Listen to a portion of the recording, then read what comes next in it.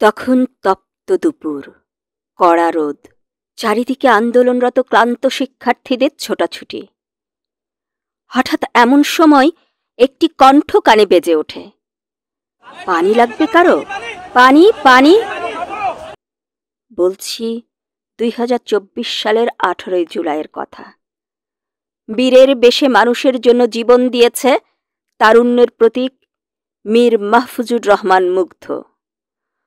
বৈষম্য বিরোধী ছাত্র আন্দোলনের সময় সেদিন রাজধানীর উত্তরা আজমপুর এলাকায় ক্লান্ত শিক্ষার্থীদের মধ্যে এভাবেই পানি বিতরণ করছিলেন মীর মাহফুজুর রহমান মুগ্ধ।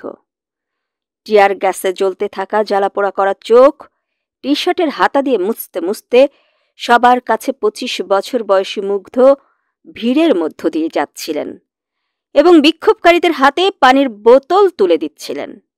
কিন্তু তার ঠিক 15 মিনিট পর, দুপুরের উত্তাপে বিশ্রাম নেওয়ার সময় একটি বুলেট তার কপালে এসে বিঁধে এবং শহীদ হন বিশ্ববিদ্যালয় শিক্ষার্থী মুগ্ধ।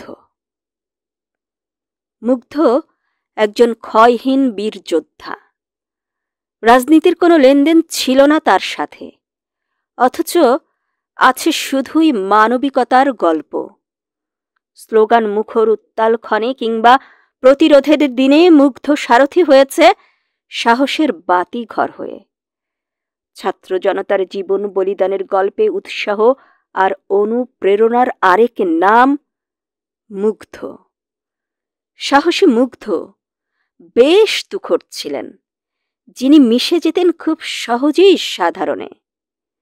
উত্তরার আজমপুরে গুলিবিদ্ধ হয়ে মৃত্যুর ঠিক আগে মুগ্ধর পানি দেওয়ার ভিডিওটি সেই সময় তাৎক্ষণিক সামাজিক যোগাযোগ মাধ্যমে ছড়িয়ে পড়ে, যা শেয়ার করেন লাখ লাখ মানুষ।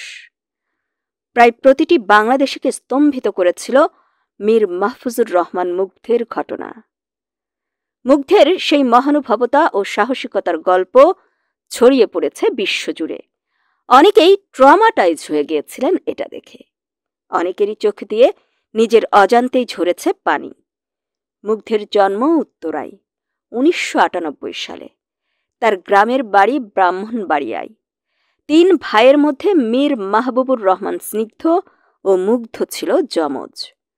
2023 সালে খুলনা বিশ্ববিদ্যালয়ে গণিতে স্নাতক শেষ করেন মুগ্ধ।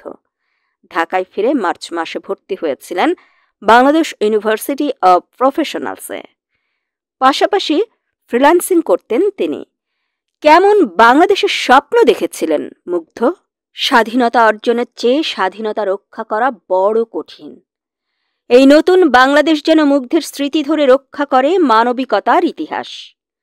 মুগ্ধর স্নিগ্ধ হাসি যেন ফুটে ওঠে বাংলার মুখে মুখে।